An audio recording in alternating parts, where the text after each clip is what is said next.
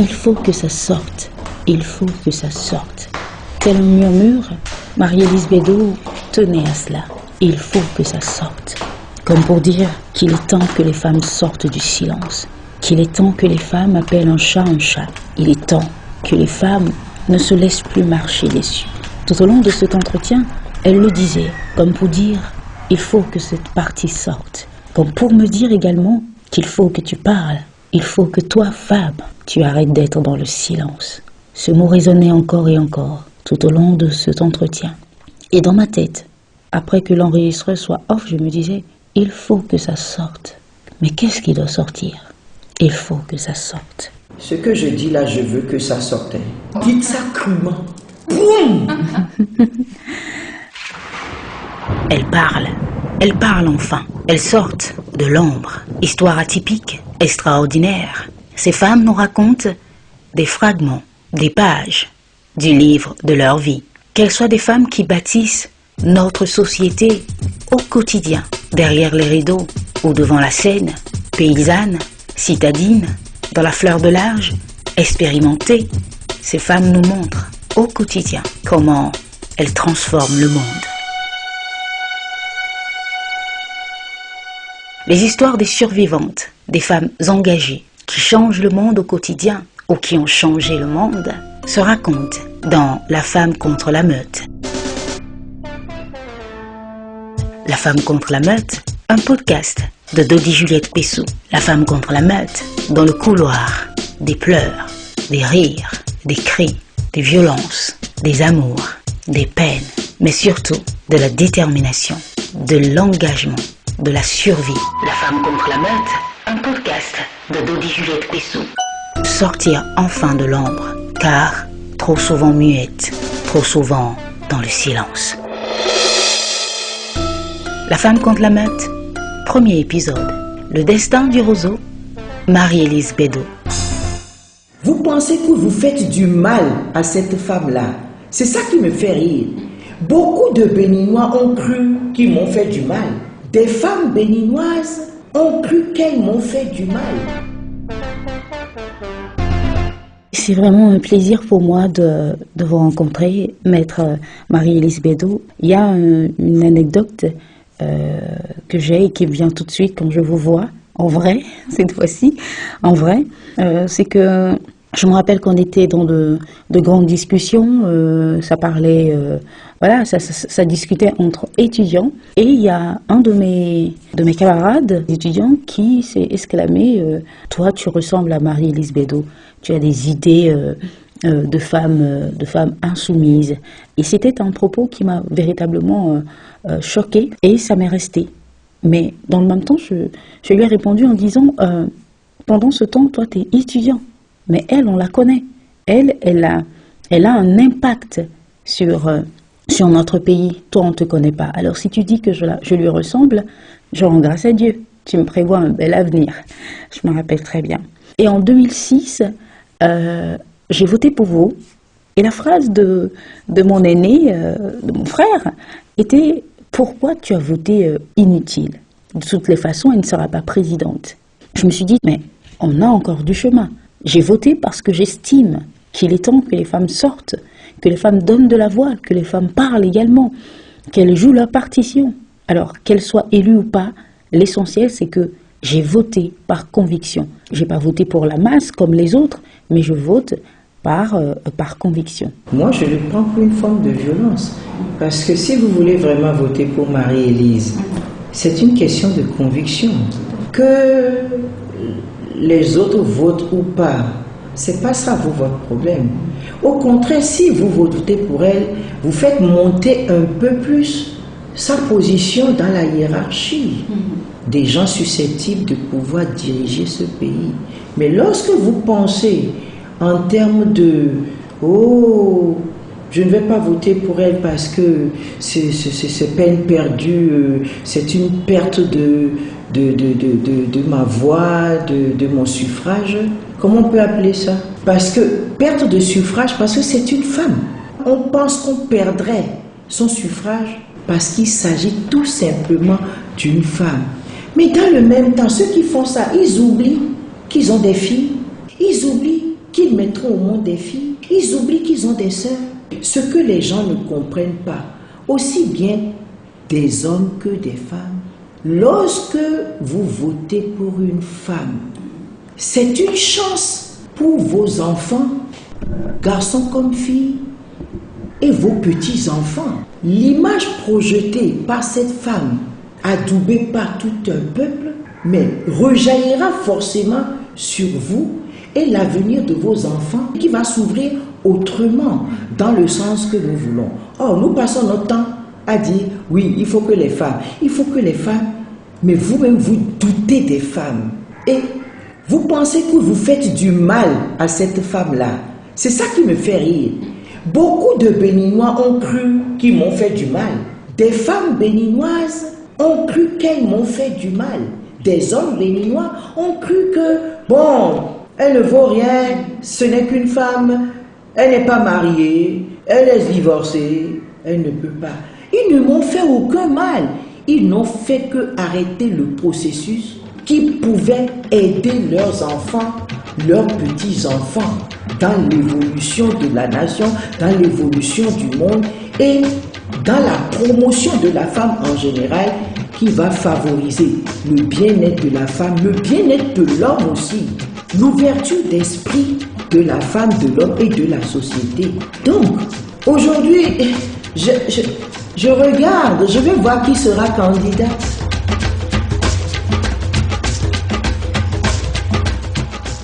C'est les urgences des urgences. Il y a beaucoup de choses à faire pour le pays. Mais je dis, quand je vais venir, dans les mois qui suivent, il faut qu'on ait de l'énergie électrique, de l'électricité partout, à 100%, pour qu'il n'y ait plus de délestage. C'est faisable. Quand je serai là, je vais rassembler tous les hommes d'affaires, les entrepreneurs, pour voir comment on peut développer un plan stratégique de production, de transformation de nos produits, d'innovation, de création et de professionnalisation de tous les métiers, de services surtout. Et vous allez voir, si on ne peut pas créer des emplois, mais ce sont les entrepreneurs qui créent des emplois. Vous avez été candidate en 2001, en 2006, en 2011, en 2016, 4 fois. Qu'est-ce qui est votre moteur? Qu'est-ce qui vous motive autant? C'est pas, malgré le faible taux, malgré tous ces propos quand même qui doivent quand même vous bousculer, vous titiller, atteindre votre psychisme, comment vous faites? J'ai pas honte de dire que de façon positive, ça donnait de l'impact, une certaine visibilité qui a fait que ça servit j'ai été la locomotive de toute façon qui a tiré des trains. Je pense que c'est pas une honte de dire que si Célestine Zanou s'est présentée, c'est parce que la candidature de Marie-Élise lui a donné confiance. Elle s'est dit, je pense que je suis capable. Si Marie-Élise Bédot a pu le faire, elle a été encouragée parce que moi j'ai pris le risque. J'ai pris les injures. On m'a traité de tout. Même si ce n'est pas de façon frontale, mais les gens murmuraient dans la population, vous saviez. Oui. Après, on a eu Madame Abosaga qui s'est dit, il y a Marie-Élise encore dans la course. Parce que Marie-Élise est allée 4 fois. Donc, Abosaga qui est plus jeune se dit, elle tient le bon bout. Elle continue. Et Abosaga sait très bien qu'on insulte Marie-Élise. Les gens m'ont insulté, m'ont traité de tout. On a calomnié, on a médit de moi. Mais la petite Abosaga dit, elle y est toujours. Donc, je peux y aller. Où se trouve actuellement la pluralité consacrée par la Constitution dans son préambule et en son article 1? Où se trouve l'article 36 de notre Constitution qui interdit la pose d'actes discriminatoires? Je suis très contente en tant que Béninoise, native de Boycom. C'est une chance pour les Béninois parce que les Béninois, ils ont la chance qu'une femme digne du nom a postulé. Et ce n'est que comme ça qu'on change le monde.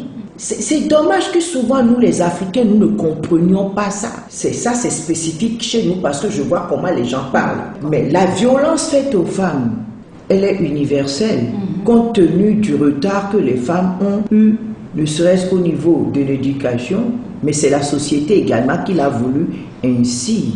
La violence contre les femmes, c'est parce qu'on a très tôt décidé de dire que les femmes sont faibles, leur cerveau n'est pas capable d'emmagasiner ce que le cerveau d'un homme peut emmagasiner, le travail que l'homme fait, une femme ne peut pas le faire, qu'il s'agisse intellectuellement ou physiquement. C'est ça qui nous a retardés.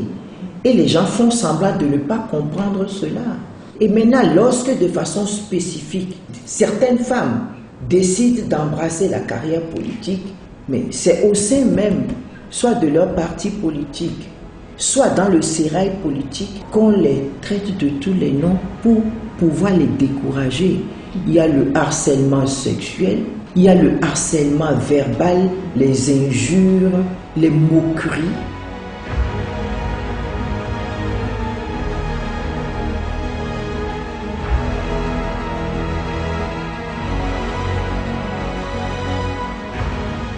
Quelles sont les violences? Parce que la plupart du temps, dans la politique, je pense qu'il y a un certain sexisme des propos qui sont tenus dans l'impunité, notamment cette violence, je crois qu'elle est plutôt verbale. Quelle est votre appréciation? Quelles sont les violences spécifiques envers vous? Quelles sont les violences qui sont revenues assez souvent tout au long de cette longue et belle carrière? Ou, de façon générale, quelles sont les violences que les femmes rencontrent en politique? Non, ces violences sont basées sur les stéréotypes. Pour certains, c'est une marque de progrès, progressisme. Bien sûr. Ou pour d'autres, c'est carrément un non-événement, parce que justement, ben voilà, maintenant les femmes sont là, elles existent, il y en a beaucoup, et elles vont être majoritaires ou largement, peut-être même seules à Paris. Et je vous entends dire, bah oui, il y a beaucoup de femmes parce que le politique n'a plus beaucoup d'importance. C'est la marque de l'affaiblissement du politique. Bon, vous charriez un peu quand même. Aujourd'hui, depuis 20 ans, il y a une montée de la présence féminine dans la vie politique, dans les classes politiques. Concomitamment, le pouvoir s'évapore du politique. Dans les milieux où il y a vraiment le pouvoir, il n'y a pas de femmes. Parce que je pense qu'il y a un lien, alors là on remonte à la nuit des temps, entre le pouvoir et la virilité. Le pouvoir ne doit pas rester seulement dans la main des hommes. Mais bien sûr que sinon il se dilapide. Les femmes sont les régentes. C'est dans l'histoire de France, ça a toujours été comme ça. Oui, mais... Elles n'incarnent pas le pouvoir, c'est comme ça. Je vous dis, le pouvoir s'évapore dès qu'elles arrivent... Attention, il y a des exceptions, hein, comprenez bien ce que je dis. Je parle de dominant, de domination, c'est-à-dire du féminin et du masculin. Ça serait plus exact de dire comme ça. Le masculin est lié au pouvoir. Il peut y avoir des femmes qui exercent un pouvoir. Parce qu'elles ont des valeurs masculines. Voilà, exactement. C'est plus précis de le dire comme ça. Et quand le féminin les valeurs domine... féminines, elles sont incompatibles avec le pouvoir. Elles sont incompatibles avec, oui, l'incarnation du pouvoir. Et alors, évidemment, vous aurez remarqué qu'aujourd'hui, en fait, les hommes politiques, pour la plupart, sont dans l'ordre du féminin. Ils sont dans l'ordre du social.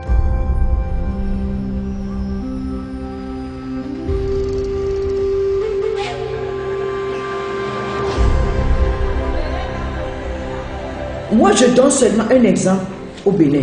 Je n'oublie jamais ça. Il y avait une proposition de loi, je crois, sur l'accès des femmes aux fonctions publiques, la parité. Ils ont dit, cette loi est une loi qui va encourager la médiocrité. C'est pourquoi je voudrais demander de ne même pas se hasarder à voter une telle loi. Un autre a dit, cette loi est un piège pour les femmes. C'est un piège des femmes intellectuelles qui sont à la base de cette loi. Elles vont importer des lois qui ne correspondent pas à nos réalités. Je propose que cette loi soit purement et simplement retirée. D'autres disent, voter cette loi serait une façon négative de retirer aux femmes leurs prérogatives. C'est pour ça que je souhaite qu'on retire cette loi. Tout simplement parce qu'on a dit, on va voter une loi qui va régir une certaine équité dans les fonctions administratives, électorales, etc. Ce que les politiciens béninois aiment dire. Les femmes n'ont qu'à s'imposer parce qu'elles sont 52%. Tout le monde sait aujourd'hui que si on organise les élections communales ou législatives, il faut mettre autant de femmes que d'hommes sur les listes de candidature. Où est-ce qu'on va trouver ces femmes-là? Va-t-on les fabriquer? Il ne faut pas qu'on s'attache les mains. Ce n'est pas qu'on crée notre mode politique. Les femmes n'ont qu'à se battre comme nous pour venir ici. C'est une vocation. Je demande d'ajourner cette discussion. Donc, vous voyez? Alors, moi, je ris. Avec tout ce qu'on nous a raconté sur la constitutionnalisation de la loi électorale qu'on voulait nous imposer, est-ce que les fruits ont tenu la promesse des fleurs? Avec la nouvelle loi, j'ai cru voir venir tout un wagon de femmes. Bon, il y a eu des séminaires pour dire, avec cette loi électorale, aux législatives, on sera sûr d'avoir au moins 24 femmes automatiquement. Moi, j'ai toujours soutenu et je le soutiendrai toujours. On n'a pas besoin d'une autre loi. Je m'accroche depuis des années à l'article 26 de notre Constitution en disant qu'il y a tout dedans. Il suffit d'avoir une volonté politique. La Constitution dit les hommes et les femmes sont égaux en droit. La volonté politique voudrait que l'exécutif puisse dire je donne d'abord l'exemple. L'exécutif donnera l'exemple et va imposer que les autres structures donnent l'exemple. Et en ce moment-là, on pourra le faire. Ils ont fait la nouvelle loi électorale, mais on a combien de femmes à l'Assemblée nationale? La réalité est là. Nous n'avons même pas 17%, le minimum qu'on pouvait avoir. On a 6%. Et alors, qu'est-ce qui a changé avec la nouvelle loi électorale par rapport à la présence des femmes dans les instances de prise de décision à l'Assemblée nationale? Et au communal, combien? Les chiffres sont là et les chiffres parlent. Donc c'est la première violence, puisque quand vous entendez ces choses-là, et au-delà de cela, en campagne électorale, on dit celle-là, elle a fait ceci. Et puis même, je vois même la violence qui vient des femmes contre les femmes. Les femmes refusent d'évoluer. Elles refusent. Et on estime que bon, celles qui essaient de sortir la tête du lot, bon voilà, elles portent des vernis à ongles. Elles sont des prostituées. Marie-Élise Bédot a toujours été traitée de prostituée. Mais ça ne m'a jamais rien dit. Parce que dès que tu fais ça, c'est une prostituée. Aussi bien les hommes que les femmes. On m'a parlé de femmes lors des élections qui distribuaient des pannes. Je connais cette dame-là, puisque je l'ai interpellée après, qui disait ne votez pas pour cette prostituée-là. Elle n'a même pas de mari. Comment elle peut venir nous diriger? Et c'est sorti de la butte de femmes. Parce que quand on n'a pas de mari, on est prostitué.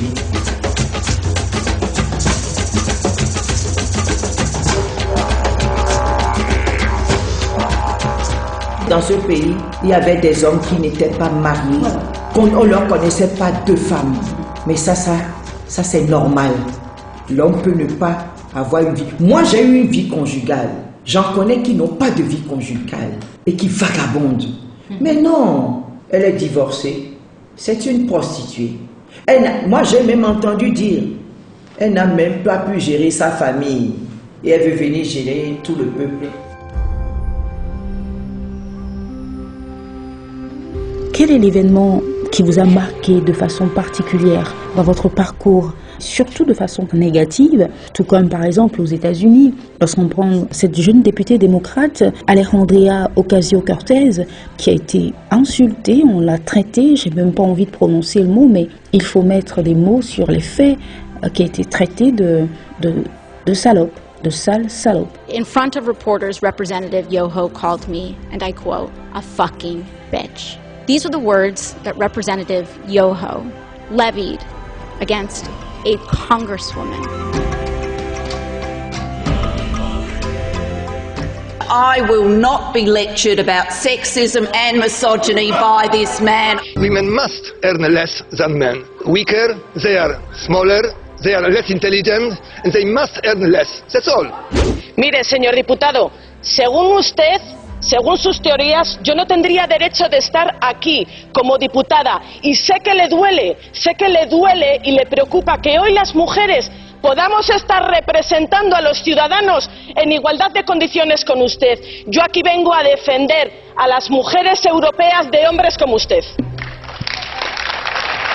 Vous avez gagné peut-être ce matin la palme du misogyne beauf de cette assemblée. Vous êtes une merde!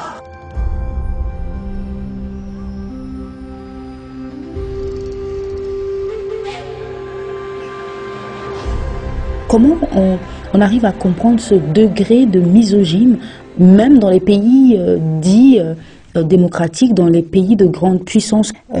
Comment on en arrive là? Non, moi j'ai vécu un fait.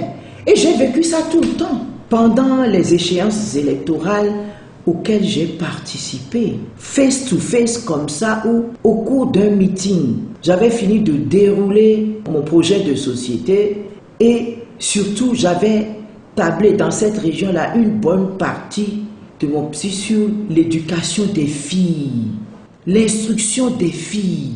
Quand j'ai fini, j'avais en face de moi une femme. Vraiment, le monde est bizarre. Une femme, je ne sais pas comment elle a décrit, complètement dépouillée. Elle n'avait que juste son petit pagne, le torse nu, avec les seins qui sont tombés complètement, avec sa petite fille dans les bras. Elle était là devant moi et elle lève le doigt. Elle me dit, il paraît que vous n'avez pas de mari. Comment vous allez me diriger, moi?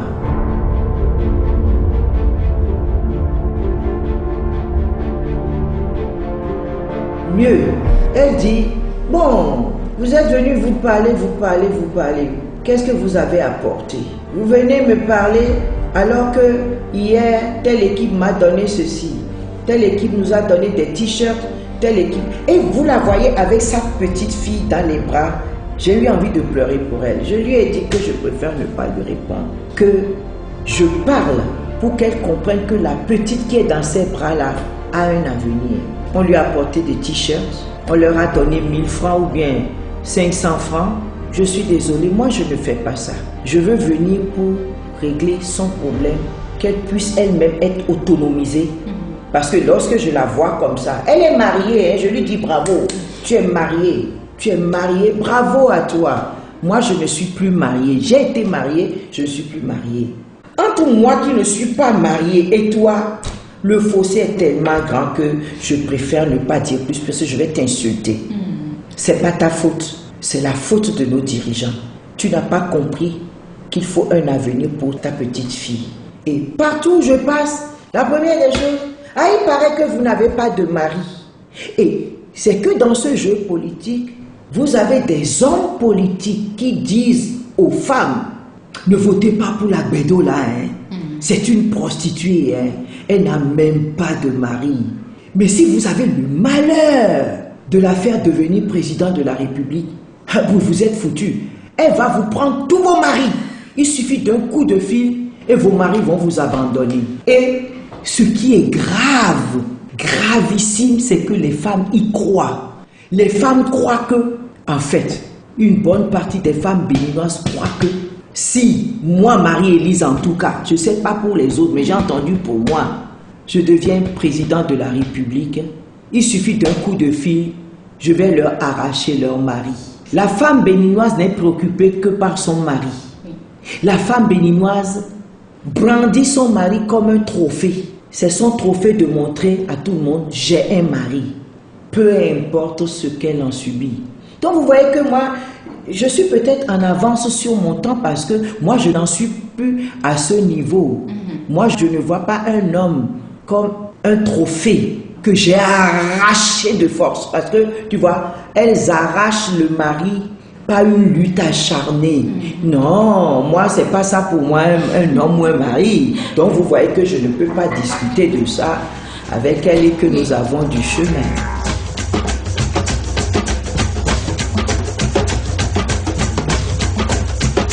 Maître Élise Bédot, c'est un véritable plaisir de discuter avec vous et surtout votre fluidité dans les propos et le fait que vous martelez vos mots. Vous voulez donner un poids aux mots, à tout ce que vous avez vécu.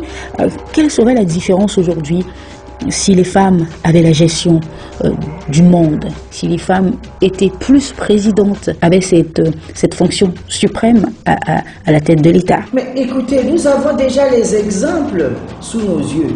Les pays du Nord, le Danemark, la Suède et autres, Angela Merkel, nous avons déjà l'exemple sous nos yeux. Les pays les mieux gérés, sans corruption, je dis bien, sans corruption et, attention, sans aucun détenu dans une prison. C'est dans ces pays du Nord, la Suède, le Danemark et tout le reste. On est en train de parler de Covid-19 que nous subissons à ce moment. Mais regardez tous ces pays. une information a été rendue publique que dans ces pays qui sont gérés par les femmes, le Covid-19 est le mieux géré. Quand d'autres dépensent des millions, plus on sort les millions, ou bien on prétend sortir les millions, le mal persiste et signe la condamnation à mort des populations. Donc c'est tout. Je n'ai plus besoin de parler. Ça veut dire qu'il y a une manière de diriger au féminin. Quoique ce n'est pas si spécifique que ça, parce que diriger, c'est diriger, hein, la politique, c'est la politique. Mais elles ont un côté peut-être beaucoup plus pratique que les hommes ne voient pas. Les deux autres dirigeants hommes ne voient pas. C'est tout. Et qui équilibre les choses.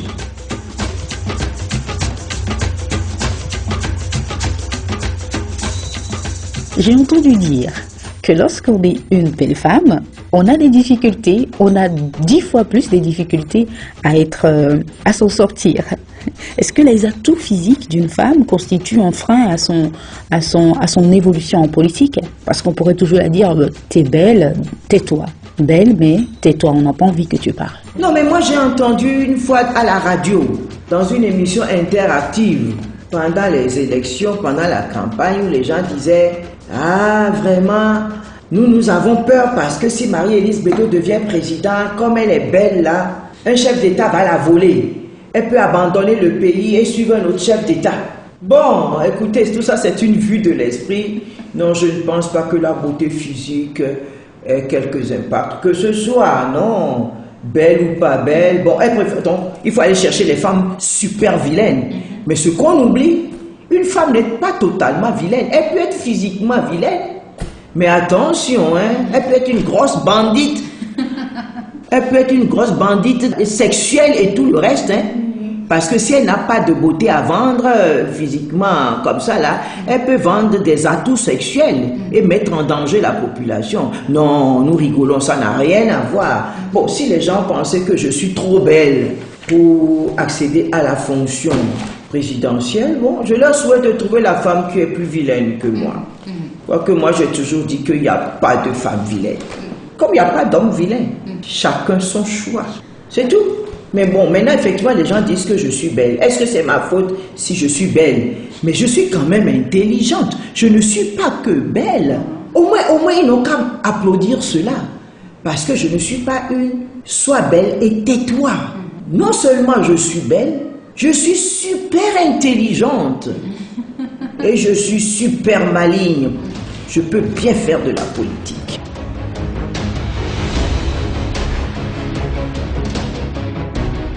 Alors, un mot à ces jeunes femmes qui veulent se lancer en politique.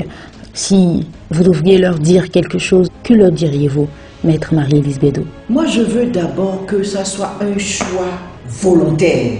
Quel que soit ce que tu veux faire dans la vie, sois volontaire. Ça veut dire que tu as pensé déjà la chose dans sa globalité, dans sa spécificité. Tu as vu les retombées aussi bien positives que négatives. Tu as analysé les conséquences positives, négatives. Et une fois que tu as pris ta décision, tu avances dans ta vision. La vision que personne ne peut détourner, quel que soit ce qu'on dit. Et c'était mon cas. Je n'ai attendu l'avis de personne pour me lancer et je n'ai pas attendu quelqu'un pour faire avec les moyens dont je dispose. Donc, bouchez les oreilles totalement. De toute façon, nous sommes des femmes, on vous traitera toujours de prostituées. Si aux États-Unis, on peut se permettre de traiter une femme de prostituée, une femme parlementaire de prostituée, quid de moi, pauvre Marie-Élise?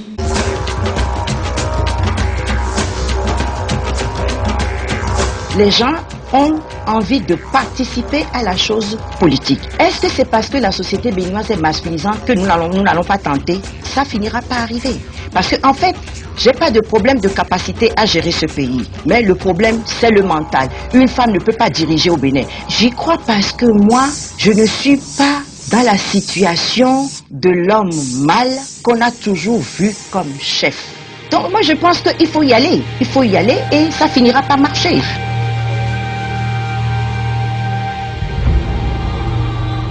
Après tout ce parcours, est-ce que vous êtes fier de la femme béninoise, en particulier de la femme africaine tout court, ou de la femme au travers du monde. Oui, parce que je pense que j'ai fait des émus. Je pense que j'ai atteint des consciences.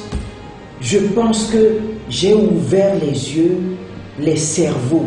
Même si ce n'est pas aujourd'hui, ça continue son petit bonhomme de chemin et ça se fera. Parce qu'aujourd'hui, c'est grâce à moi qu'on sait qu'une femme peut aller à une élection présidentielle. Les gens ne le savaient pas. Les gens ne le savaient pas. Même les femmes intellectuelles, les hommes intellectuels n'y croyaient pas. J'ai des amis qui n'y ont pas cru. Donc, je pense que j'ai pas besoin de faire plus que ça. Le plus dur, c'est le premier pas. Le premier pas, je l'ai fait comme l'homme pour la première fois sur la Lune. Le reste, c'est fini. Que je sois là ou que je ne sois pas là, ça ira à son terme. L'idée que j'ai fait germer dans la tête des femmes, qu'elles aient été réceptives ou pas, leurs filles ont été réceptives. Il y a des femmes qui n'ont pas été réceptives, mais je vois que leurs filles ont été réceptives. Les petites filles seront réceptives et c'est ça qui fera boule de neige et qui changera les choses. Si je suis vivante, ce sera alléluia, bravo. Mais si je ne suis pas là, ma famille sera là, mes petits-enfants seront là pour dire « Mamie a fait ça ». Voilà.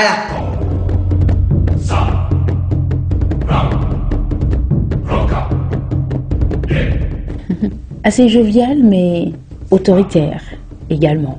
Oui, à la voir, on voit l'ossature d'une femme de pouvoir. Marie-Élise Bédot. Surtout ne pas oublier son petit nom, Akwavi, pour montrer son identité africaine, son amour. Marie-Élise Bédot, avocate, Marie-Élise Bédot est avant tout, tous ses titres, une femme déterminée. Son allure, sa posture, tout montre une femme de pouvoir. Une femme qui sait ce qu'elle veut, qui sait où elle va. Elle nous dira même, dès l'entame, « Oh, j'ai plus besoin de me présenter, vous me connaissez, vous savez qui je suis. » Non, j'ai plus besoin. Comme pour dire, à ce niveau, je crois que j'ai déjà pratiquement tout accompli, que je me suis faite un nom.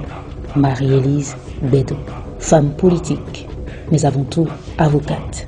Oui, défenseur des droits de la femme et des enfants, femme engagée, ministre et première femme du pays à prendre part à une élection présidentielle. Pas seulement au Bénin, non, en Afrique. Elle devint cette femme qui intrigue, cette femme qui dans la bouche de la gente masculine, pourrait se résumer. Qui est cette femme qui ose prétendre à la magistrature suprême? Qui est-elle? Eh bien, elle, comme elle le définit dans son livre, Le roseau, c'est le roseau. Un proverbe béninois nous dit « La vie est comme un roseau au bord de l'eau, qui penche tantôt d'un côté, tantôt de l'autre. Quels que soient les vents, ce roseau ne s'est jamais cassé. Il a tenu ferme. » Les histoires des survivantes, des femmes engagées, qui changent le monde au quotidien ou qui ont changé le monde, se racontent dans La femme contre la meute.